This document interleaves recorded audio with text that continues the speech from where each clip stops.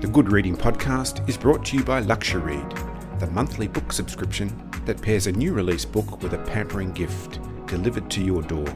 There are new books every month and 9 genres to choose from. Why not spoil yourself or give the gift of a Luxury subscription today? Visit luxury.com.au to find out how. I stood for a moment in the schoolyard, in the silky warmth of the day.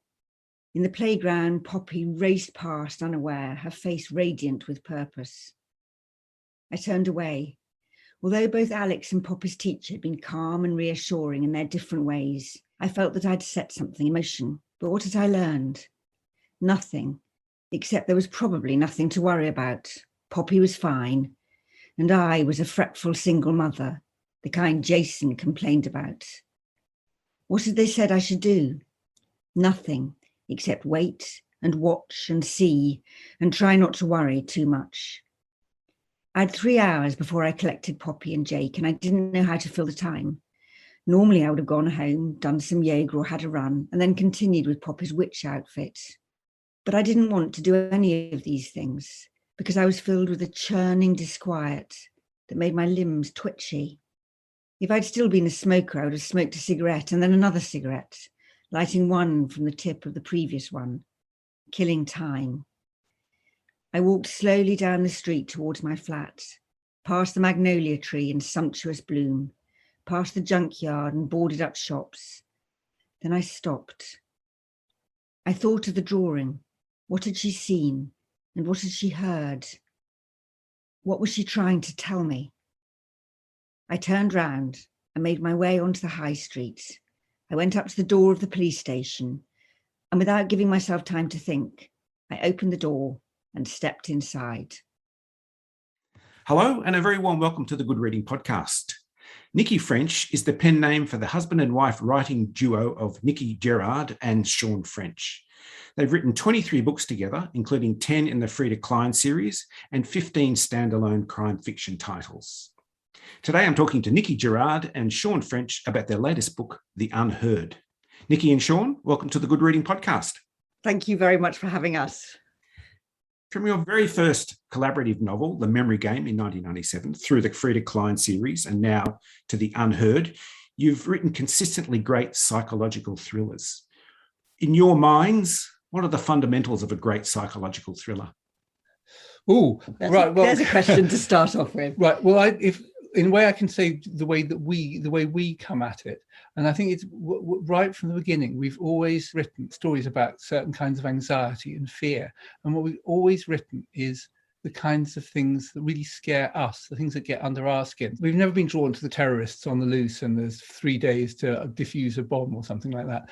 It's more like the kind of things that happen in your everyday life, about just something going wrong between partners, or in this case with a child, a kind of everyday fear, and just turn the dial a few notches. Take everyday anxiety, push them, and that's a way you can find a psychological thriller. Because in a way, in everyday life, we're always on thin ice. We're 1 or 2 decisions away from things going horribly wrong. And I think that thin ice is what a psychological thriller treads so very well. And I mean, what it's like domestic noir or intimate dread. What is it to feel very lonely, to feel jealous, to feel fearful, to feel grief, to be abandoned?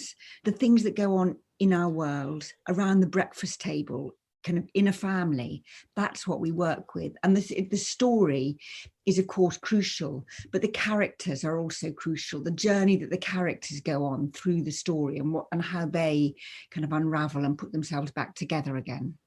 I want to pick up on that word that Nicci used, anxiety, and you're quite masterful in the way you cultivate that sense of anxiety through this book in particular. But that anxiety is ever present in your protagonist, your main character, Tess. How do you go about building that sense through the story and through the character?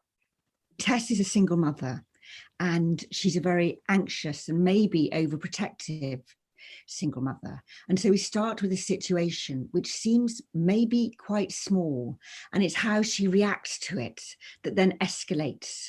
The book is kind of set in motion by her sense of kind of fear and overprotection for her child. And then as she starts to investigate the child's life and therefore her own life, she's finding that everything she thought she knew, she didn't quite know, that everyone she thought she could trust, she can't quite trust. And we used the word thin ice before. I mean, I think we don't know anybody fully. Everybody has their secrets. So what she's doing is she's entering into a world of secrets and trying to find out what the truth is. And the world becomes like a quicksand that she's standing on. And she suddenly realized she's always been standing on that quicksand. And in a way, all of Nicci French's novels are built on that premise that we don't really understand the work, that the ground that we're standing on. Nobody understands it. And actually it can give way at any time. All our relationships depend, as Nicci was saying, on trust, that people are telling us the truth.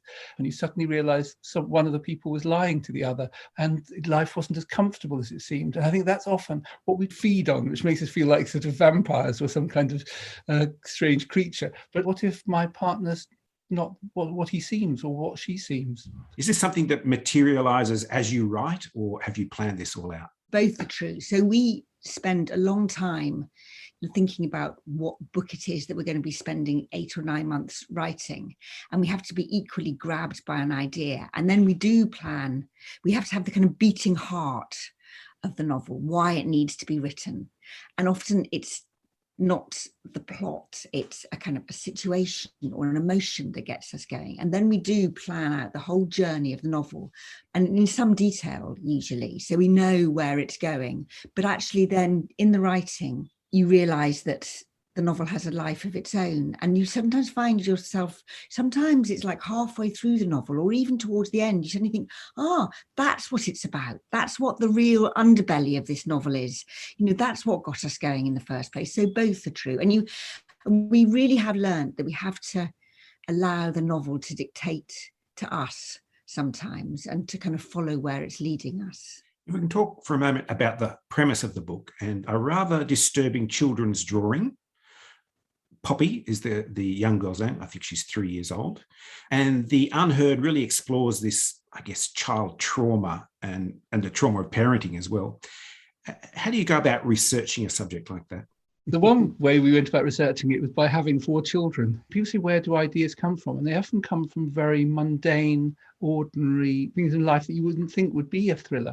Anyone who's a parent knows this feeling of a 3-year-old coming back from nursery and producing some bit of scrawl, and you say, well, what's that of? And they give some strange explanation, and because 3-year-olds, they can talk, but they don't quite know what they're saying, and they can't tell the difference between what's in their head and what's actually happened.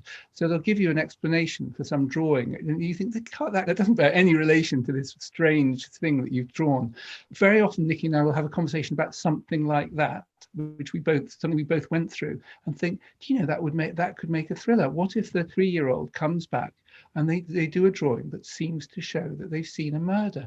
Can't then ask them the questions the way a normal eyewitness would. So that was a starting point and involved some actual research. Poppy is the ultimate unreliable witness, because she lives in her imagination as much as she lives in the world, which all children do. I mean, the imaginations of children are so rich and strange, and that's what we wanted to kind of plug into and then use that to kind of maneuver ourselves into a thriller. And it's interesting about research because some novels require a lot of kind of technical research, really, but this was more trying to kind of plug into our own memories. We have 2 children as well who are primary school teachers now, and so they were part of our research, talking about what, because it's quite easy to forget when our children were all grown up what they were like at 3, but they helped us remember.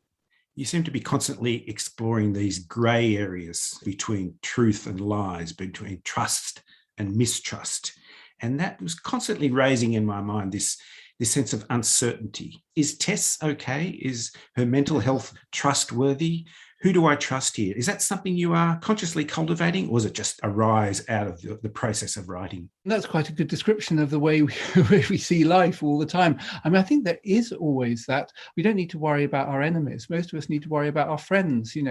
What do our friends really think about us? Especially, with our partners. We spend all our lives with them, but how much do we really know about them? That radical uncertainty, that grey area. I mean, I think that that's where we live, and we consciously live there, and learning to live with there not being a wrong and a right, a good and a bad, an evil and an innocent, kind of murk of everyday life, where, none of our so-called villains are really, I mean, some of them are pretty unpleasant, but none of them are villainous. They're ordinary people, and they're kind of scared of life, and they make terrible mistakes. And we're quite interested not just in the kind of bad things that happen to them, but also the bad things that they do, that we all do. That sense of doubt runs right through the book, but there always seems to be time for a gin and tonic or a gin-based cocktail.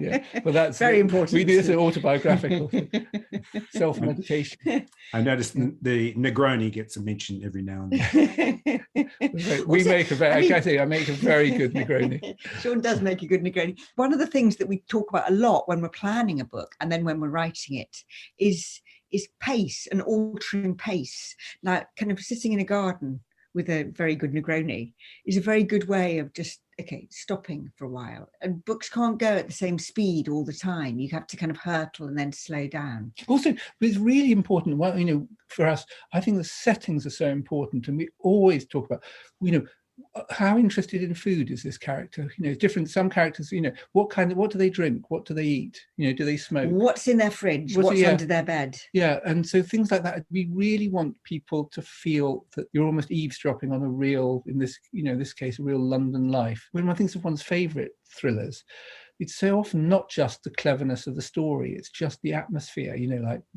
Chandler's Los Angeles or Sherlock Holmes's foggy London. And I think that's just as important as the actual story or the tension. You have an unusual way of writing, and I guess that comes with writing as a team. It's a kind of upstairs, downstairs situation and passing a baton back and forth. After nearly 30 years and 23 books or more, there must be an inordinate amount of trust between you. But are there any rules? Trust is absolutely the key word, because, I mean, that act of writing and then passing it across and having it changed and mutilated and erased, you have to do it without ego, and you have to know that it's not a power struggle, and you have to be undignified and a failure in front of the other. Every day of our writing life, that's what we're doing. There are rules. They're not rules that we drew up when we started. They're rules we've gradually discovered that we have. And those 3 rules are about trust. The first one is that if I write a piece of prose that I think that I love a lot, and I hand it to Sean, and he changes it all and puts his own words there instead, when I see what he's done, I'm not allowed to return it to its previous state, because I have to assume that he's done it for the right motives and the right reasons, and he's right. We have to know that we're each other's best editors. That's the first rule. The second rule is we never tell anybody who wrote which bits. I mean, sometimes it's hard for us even to remember, because we've edited it and re-edited it, so it belongs to both of us.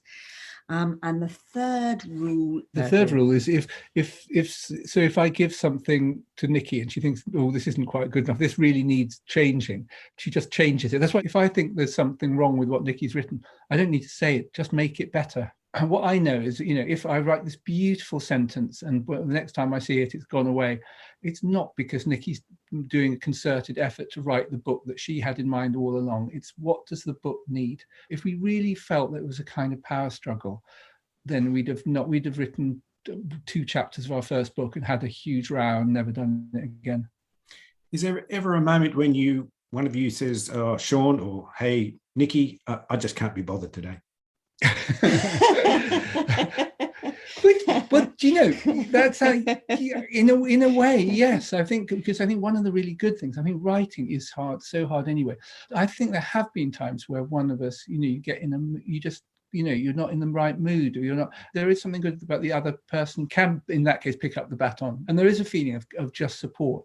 Even when I'm doing an interview, the great thing about doing an interview like this is if I grind to a halt, then Nicci can take over and it'll look like I've paused in order to let her speak rather than just running out of anything to say. I was wondering if those moments where you can't be bothered, that's where you turn to the Negroni. The Negronis are in the evening. Yes, no, it's very dangerous to use this as inspiration. Congratulations on another great book. Nicci Gerrard and Sean French, thank you very much for joining me on the Good Reading Podcast. We very much enjoyed it. Thank you. We loved it. Thank you. I've been talking to Nicci Gerrard and Sean French about their latest book, The Unheard. It's published by Simon & Schuster and is available at goodreadingmagazine.com.au. My name's Gregory Dobbs, and thanks for listening. This Good Reading podcast was brought to you by Luxury. Why not spoil yourself or give the gift of a Luxury subscription today? Visit luxury.com.au to find out how.